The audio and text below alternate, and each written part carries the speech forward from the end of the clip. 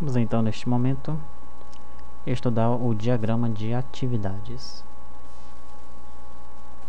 Eu vou abrir aqui o diagrama de casos e uso de compras. Aqui está.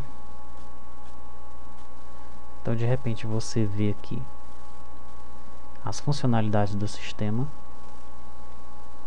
mas você não vê nesse diagrama, você não consegue visualizar como é que ele funciona, como é que começa o sistema e como é que termina. Por exemplo, eu quero emitir um pedido de compras, tá? Então, como é que eu faço para emitir um pedido de compras? Onde é que começa e onde é que termina? O que é que eu tenho que fazer para chegar lá? Ok? Então, nós vamos criar um diagrama de atividades para emitir um pedido de compras. Ok? Vamos então criar um novo arquivo. Observe que não aparece logo aqui o diagrama de atividades, aparece apenas o de caso de uso de classe. Então você clica aqui, Create Model, Model não, diagrama de atividade. Pronto. Vamos salvar o ML, atividades.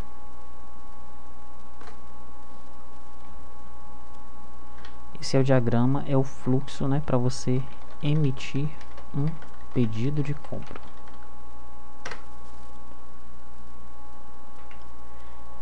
Tá, primeiramente vamos dar uma olhada aqui nos elementos que compõem esse diagrama, né? Eu tenho aqui essas partitions, que são chamadas de swim lanes, ou raias de natação. Aqui em cima você vai colocar o responsável por essa raia. Por exemplo, poderia ser um ator ou um sistema, né? Uma pessoa do mundo real ou um sistema. Tá? São bem parecidos com os atores, né? No entanto, não necessariamente são os atores que estão aqui. De repente, um cliente pega itens para serem comprados e leva até o caixa, e o caixa dá entrada nos itens e emite o cupom. Então, no diagrama de casos de uso, o cliente é um ator? Não. É porque o cliente ele não starta nada no sistema. No diagrama de atividades, o cliente é um responsável, né? Porque o fluxo aqui começa com o cliente selecionando produtos. Ok? Então, ele é responsável pelo fluxo de negócios, por assim dizer. Então, quem você vai colocar aqui como responsável vai depender do que você quer fazer. Neste caso, eu quero saber qual é o fluxo para emitir um pedido. Mas eu poderia querer saber qual é o fluxo para emitir o mapa comparativo, qual é o fluxo para inserir uma requisição de compra. Eu posso querer entender um caso de uso a partir de um diagrama de atividades. Ok? Então vai depender do que você quer fazer. Nesse caso, o cliente ele pediu para entender como é que se chega até a emissão do pedido. Ali no caso de uso, ele entendeu como é que vai funcionar o relacionamento entre as funcionalidades do sistema, mas ele não entendeu como se chega lá, quais são os passos. Ele vai entender a partir daqui. Então aqui nós vamos colocar os responsáveis, tá? E nós vamos ter um estado inicial, que começa com o primeiro responsável aí. Nós vamos ter as atividades, cada responsável aí com a sua atividade. Nós vamos ter as transições, que é a mudança de uma atividade para outra. Essas transições ocorrem quando uma atividade acaba e passa para outra. A gente vai ter também as ramificações. Aqui ele chama de decision e merge. Então, às vezes, vai existir um if, uma condição. Então, você chama a condição para cá, puxa a seta para essa condição, e essa condição ela pode ter duas saídas aqui, por exemplo. Aqui dá ramificação.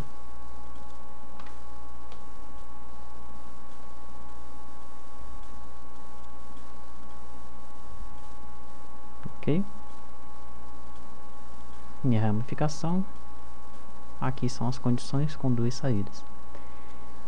Para que eu diga aqui o que está acontecendo, se isso ou se aquilo, eu utilizo uma coisa chamada de condição de guarda. É um texto apenas, né? Então, se logou, ele vem para cá.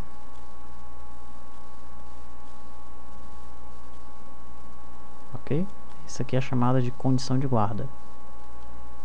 Eu tenho também a opção de colocar aqui eventos que estão ocorrendo ao mesmo tempo.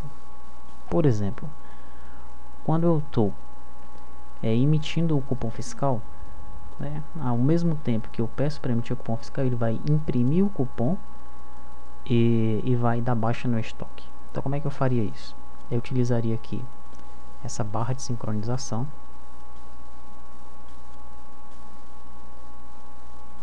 Eu entro na barra de sincronização.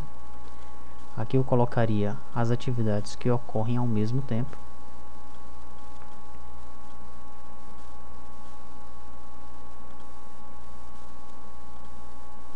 Ok? Isso indica que essas atividades aqui ocorrem ao mesmo tempo. Depois eu utilizo outra barra para eu sair dessa condição aí.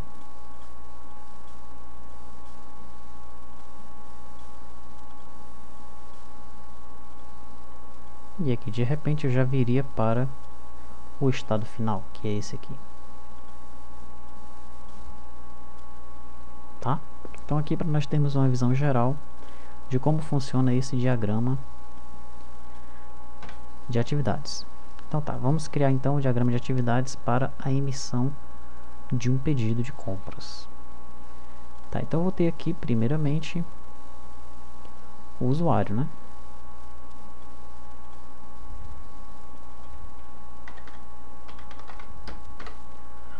O usuário é ele que inicia o processo. Qual é a primeira atividade do usuário? Efetuar o login. A primeira coisa que o usuário faz é efetuar o login. Eu vou tratar aqui o sistema de requisição como um responsável, tá? E eu vou colocar aqui uma atividade. O nome dessa atividade vai ser inserir requisição. Tá, então depois que o usuário efetua o login, aqui no sistema de compras é inserida uma requisição. Ok. Depois de inserir a requisição, inserir produtos na requisição. É o próximo passo, também acontece aqui.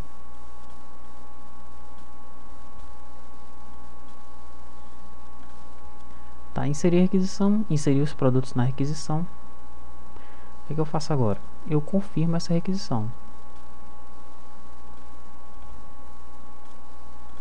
Mais uma atividade. Grava requisição.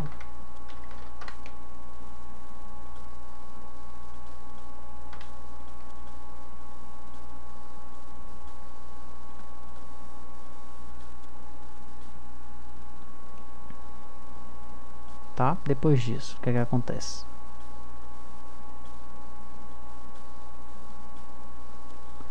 Já estou com minha requisição pronta. O que eu faço agora?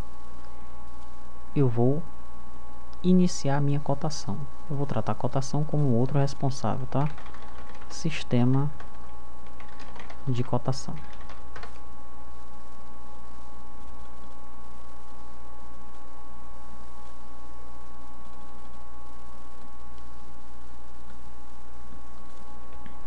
Então, inserir cotação.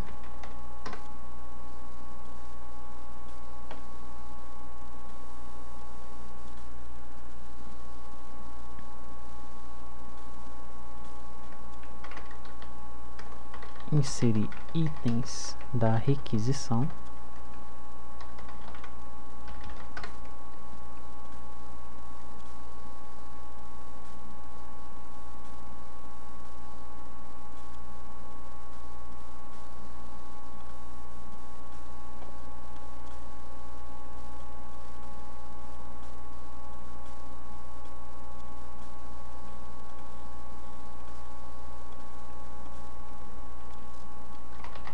enviar cotação para fornecedor.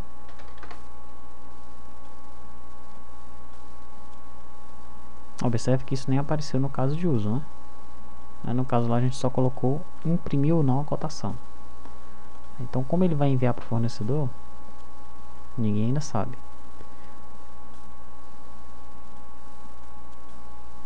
De repente, é algo que tem que entrar mesmo no caso de uso, tá? Enviar a cotação para o fornecedor.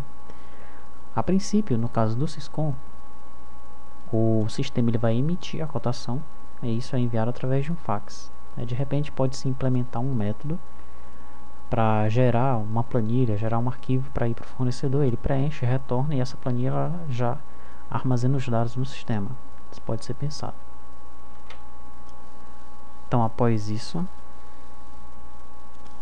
ainda o sistema de cotação ele confirma cotação. No caso aqui, o fornecedor ele enviou os preços e através desse sistema os dados eles serão informados, os preços juntamente com descontos, prazos de pagamento, esse tipo de coisa que foi informado pelo fornecedor. Isso vai ser informado aqui na confirmação da cotação. Após isso, imprime mapa comparativo.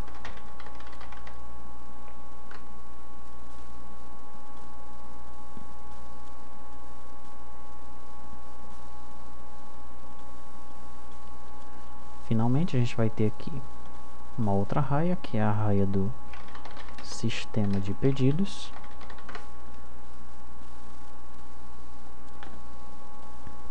Onde aqui será inserido um pedido. Com base nesse mapa comparativo, os pedidos eles vão ser formulados, tá? Depois de inserir o pedido, imprimir pedido. Antes de imprimir pedido, nós temos que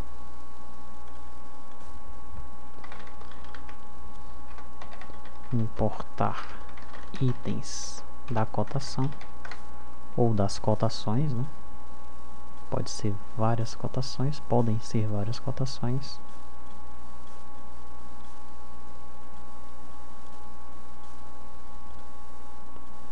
Imprimir pedido e fim. Tá, então aqui foi um fluxo feliz, é um fluxo sem si, senão, sem erro, tudo deu certo. O usuário efetuou o login, através do sistema de requisição ele inseriu a requisição, inseriu produtos, gravou a requisição. Faltou aqui o imprimir requisição, é importante que tenha, tá? Depois ele inseriu a cotação, inseriu os itens da requisição na cotação, enviou a cotação para o fornecedor, confirmou a cotação, imprimiu o mapa comparativo. Com base de posse desse mapa, né, que vai ter lá os dados de cada fornecedor, ele vai inserir um pedido, vai importar itens da cotação, imprime o pedido para o fornecedor e está finalizado aí o fluxo para emissão de um pedido. O que a gente poderia fazer aqui agora?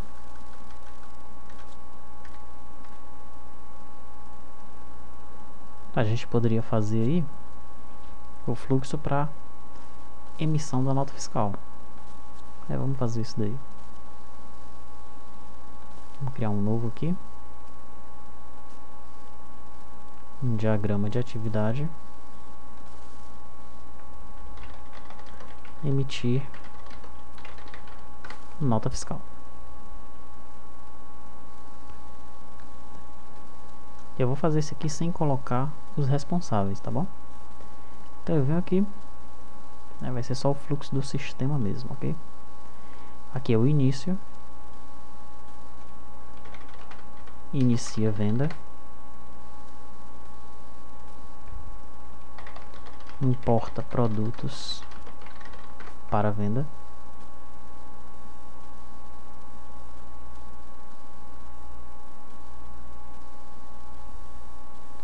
Deixa eu colocar aqui as transições.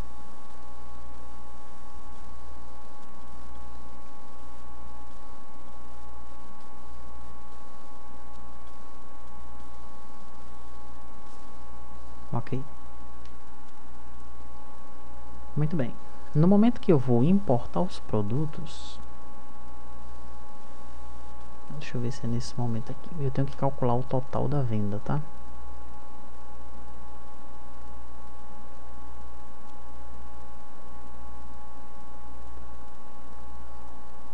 Não vai ser nesse momento da importação, porque eu tenho que entrar com a quantidade. E aí, baseado nessa entrada aqui, eu calculo o valor total. Tá, vamos fazer o seguinte, vamos colocar aqui uma atividade. Calcular total da venda.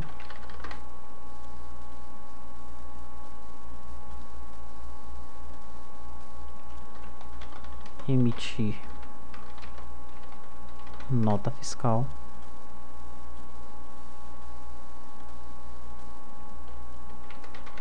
Baixar estoque. Só pra gente ver aqui a utilização daquelas barras de sincronização, ok?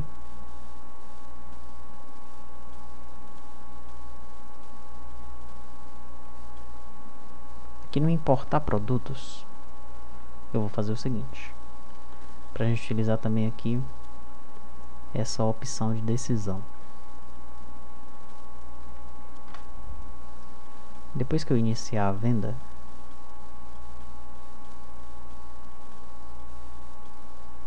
eu vou utilizar aqui uma barra.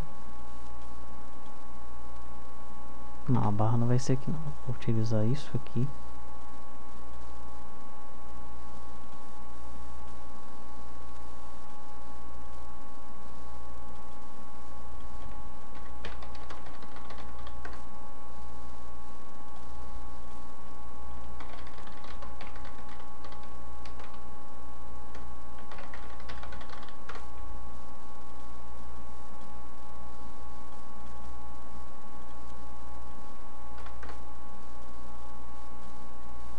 São duas atividades diferentes que não ocorrem ao mesmo tempo, tá? Essas duas aqui. Ou ocorre uma, ou ocorre a outra. Quando é que ocorre uma ou outra? Vou colocar a condição de guarda.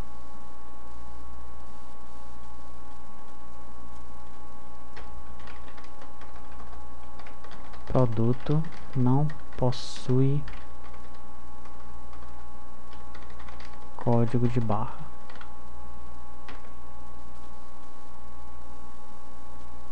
Então, se o produto não possui código de barra, importa produto manualmente.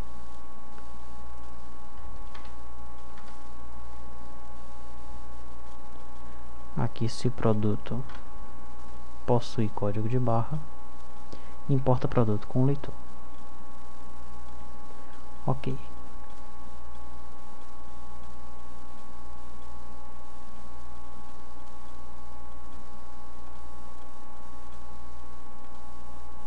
Em ambos os casos eu venho para cá, calculo o total da venda.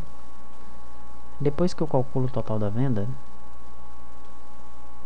aí sim eu vou ter uma barrinha aqui.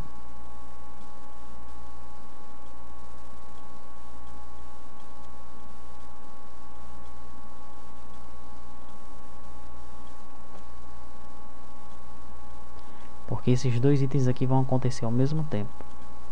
Eu vou emitir a nota. E ao mesmo tempo vai ser dado baixa no estoque. Esses são dois fluxos concorrentes, acontecem ao mesmo tempo, tá? Depois disso, eu saio.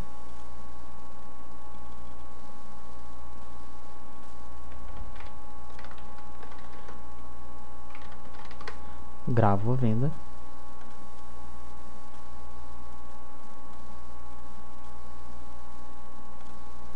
E é o fim.